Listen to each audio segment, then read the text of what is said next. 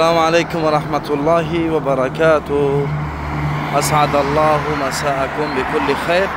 این راهی جده طرف مکة المکرمه میرفتگی یک 25-26 کیلومتر موندگی ده در لوی راه ای طرف جده وقتی میای در جده ای طرف مکه میرای قبر مادر مؤمنین السیده میمونه بنت الحارث رضی الله عنها قبرش نمیجه ده. اینمی خونش بود، زمانی از زمانها خونش بود و وصیت کرده بود که وقتی وفات کنم اگر منو در همینجا دفن کنه. السلام علیکی یا ام المؤمنین میمونه بنت الحارث رضی الله عنکی و ارضاکی. الله راضی باشه از مادر مؤمنان میمونه بنت الحارث.